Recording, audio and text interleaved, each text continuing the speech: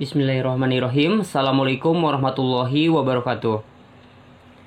Alhamdulillahirrabbilalamin. Hari ini kita kembali belajar kimia. Hari ini kita akan mempelajari tentang termokimia. Termokimia adalah cabang dari ilmu kimia yang mempelajari tentang energi yang menyertai suatu reaksi. Energi dalam hal ini adalah berupa kalor. Nah, ada dua istilah penting yang harus kita pahami ketika mempelajari ilmu kimia, yaitu sistem dan lingkungan. Apa itu sistem dan lingkungan? Sistem bisa dikatakan sebagai pusat perhatian, pusat penelitian, atau pusat pengamatan kita. Misalnya, ketika kita ingin mengamati larutan yang ada di botol ini, berarti yang dijadikan sistem adalah larutan. Di luar larutan tersebut, dapat kita katakan sebagai lingkungan. Jadi lingkungan adalah segala sesuatu yang berada di luar sistem. Sistem dan lingkungan dapat dipersempit atau diperluas maknanya tergantung kita sebagai pengamat atau peneliti. Misalnya ketika kita ingin meneliti 11A, berarti 11A itu adalah suatu sistem. Di luar 11A adalah suatu lingkungan. Atau misalnya kita ingin meneliti reaksi antara isi dari gelas ini dan isi dari botol ini. Nah, berarti yang jadi sistem adalah hasil reaksi dan seluruh komponen di dalamnya.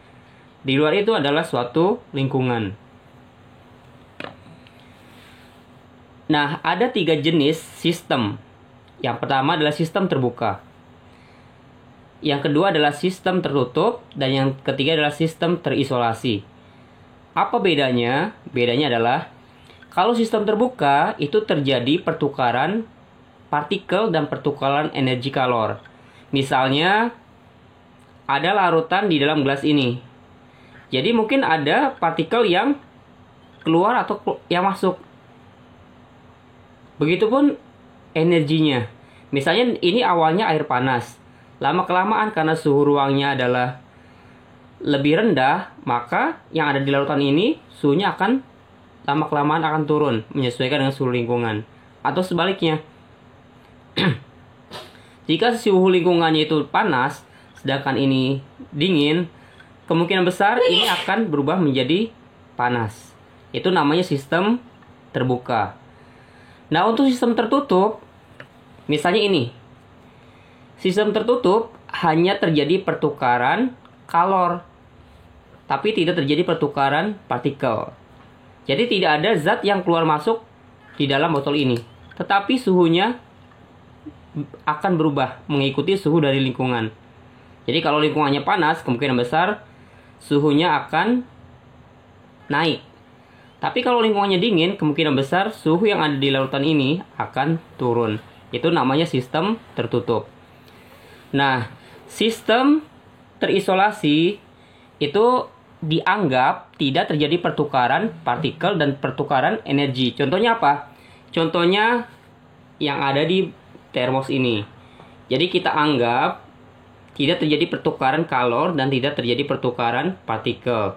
Walaupun sebenarnya di alam semesta tidak ada yang kekal ya, tidak ada yang dianggap terjadi tanpa pertukaran partikel ataupun panas. Tapi kita anggap bahwa sistem terisolasi ini tidak terjadi pertukaran panas dan pertukaran partikel.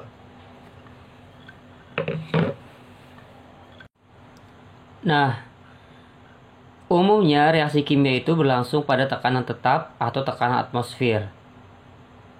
Nah, kalor yang menyertai suatu reaksi pada tekanan tetap disebut dengan istilah entalpi. Simbolnya adalah H. Perubahannya disebut dengan delta H. Delta itu simbol matematisnya seperti segitiga. Jadi delta H itu adalah perubahan entalpi, atau kalor yang menyertai suatu reaksi pada tekanan tetap. Ada dua jenis reaksi kimia berdasarkan perubahan entalpinya. Ada reaksi eksoterm dan yang kedua adalah reaksi endoterm. Apa ciri-ciri dari reaksi eksoterm? Eksoterm sesuai dengan katanya exo, artinya keluar. Jadi ada kalor yang dikeluarkan. Dari mana? Dari sistem ke lingkungan. Cirinya apa? Entalpi reaksinya bernilai negatif atau minus. Artinya, entalpi produk lebih rendah dibandingkan entalpi reaktan. Jadi kalau ada grafiknya itu turun energinya. Misalnya awalnya energinya itu 100 kJ sebelum bereaksi. Nah, setelah bereaksi itu akan di bawah 100 kJ. Ciri-cirinya apa nanti kalau dalam aplikasi soal, misalnya kalau kita ingin menjawab soal, biasanya ada kata-kata mengeluarkan kalor, menghasilkan kalor, membebaskan kalor, atau sinonim-sinonim dari kata-kata tersebut. Terus kalau dipegang gimana? Umumnya karena dia menghasilkan panas, jadi ketika kita pegang biasanya suhunya itu tinggi atau terasa oleh kulit kita terasa lebih panas.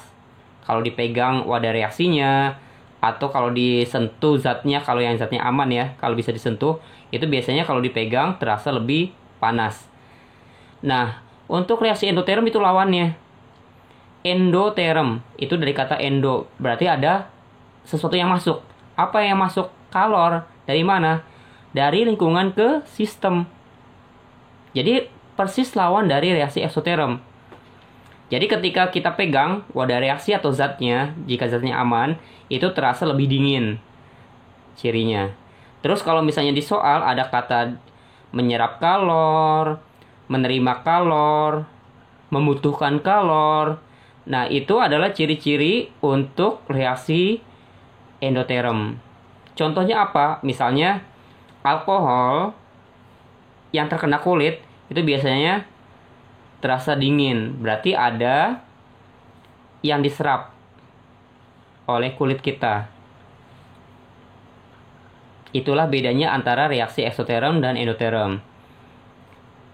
Mungkin hari ini pembelajarannya cukup di sini. Mudah-mudahan bermanfaat. Assalamualaikum warahmatullahi wabarakatuh.